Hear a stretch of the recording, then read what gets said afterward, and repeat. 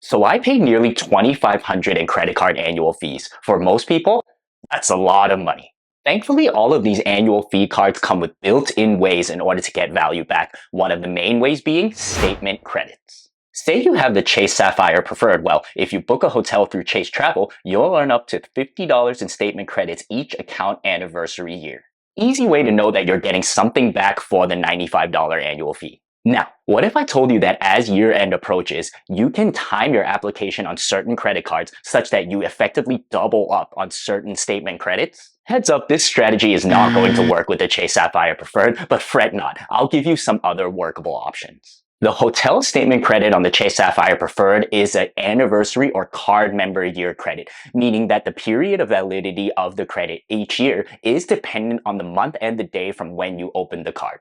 Say you open the card on December 15th, well, then the credit would renew every year on December 15th. There are other types of statement credits, however, that don't quite work this way, one of them being annual calendar year credits. These credits renew every year on January 1st for all card members, regardless of when they open their card.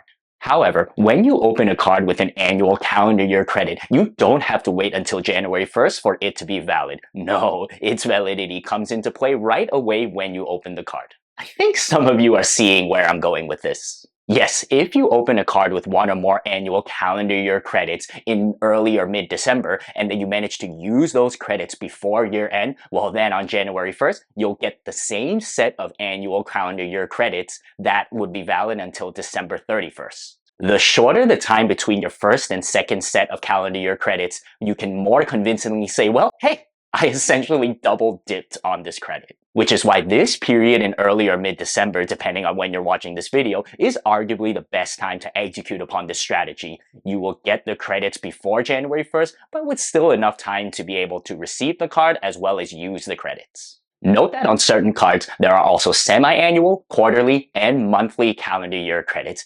We mostly have Amex to thank for those. Again, those credits will renew on fixed days in the calendar year. For example, quarterly credits will renew on January, April, July, and October 1st each year. You can double dip in the same fashion with all these statement credits. Of course, with annual credits being more valuable than semi-annual, which are more lucrative than quarterly, etc. Now that we're aware of this simple yet value-packed end-of-year strategy, let's go over some relevant credit cards. But first, real quick, consider liking the video and subscribing to the channel, which are free and easy actions for you that mean a ton to this channel. With that, the card with the most calendar year credits is, to no surprise, one of the priciest cards out there, the $695 Amex Platinum. $200 annual airline fee credit, $200 annual hotel, $199 annual clear credit, $50 semi-annual Saks credit, and some monthly credits which I'll leave out due to their relative insignificance. This adds up to $649 in credits, which means that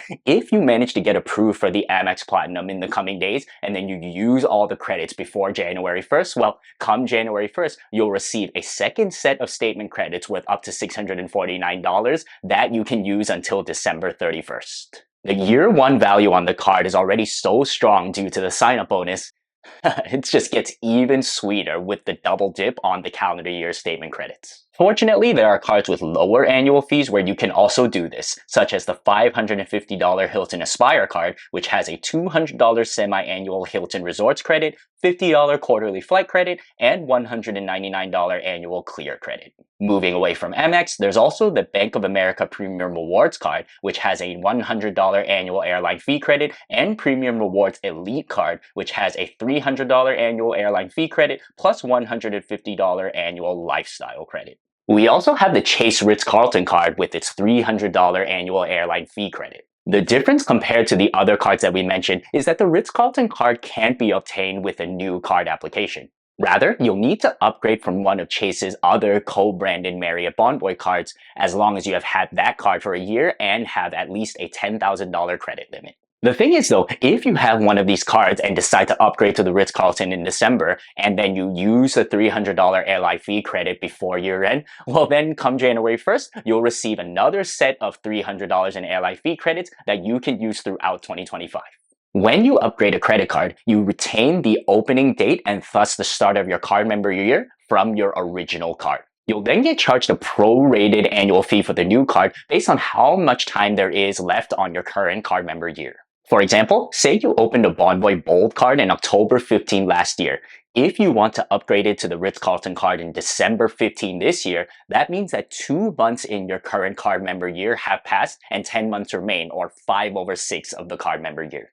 The Chase Ritz-Carlton card has a $450 annual fee, meaning that you'll be charged a prorated $375, $450 times 5/6. For 2 sets of $300 airline fee credits in such a short time, plus all the other benefits that come on the Ritz-Carlton card, such as the free night certificate, it's a mighty good value proposition for people who consider those things as organic value. I'd love to hear if any of you will be applying for cards with calendar year credits in the coming days. Let me know below in the comments. This video certainly didn't go over all the cards that have calendar year credits, and so give a special shout out if you applied for one that I didn't mention. Remember, you still need to give time to receive the card, as well as for you to make the purchases that trigger those statement credits, ideally a few days before January 1st so that the transactions post on time.